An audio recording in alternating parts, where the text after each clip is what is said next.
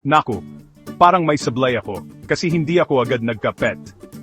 Tara, silipin natin ang mundo ng mga nakakatawang aso't pusa. Unahin natin si Mr. Fluffy, ang pinakalampang pusa sa buong mundo. Panoorin nyo habang sinusubukan niyang hulihin yung mailap na laser pointer. Pero sasabihin ko na sa inyo, hindi siya nananalo. Ever. At eto naman si Max, yung aso na feeling acrobat. Tingnan nyo yung pagsubok niya, na palpak na tumalon sa sofa. Pero, A for effort ka dyan, Max. At wag din nating kalimutan si Trixie, yung pusa na feeling ninja. Yung stealth mode niya ay, sabihin na lang natin na pinapractice pa niya. Sunod, kilala ninyo si Buddy, yung aso na mahilig mag-sunglasses. Ang astig, no?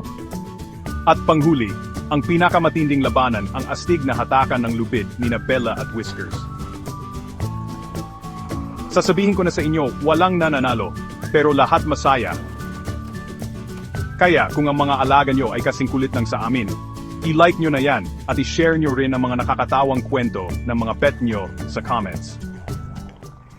Tuloy-tuloy lang ang tawanan,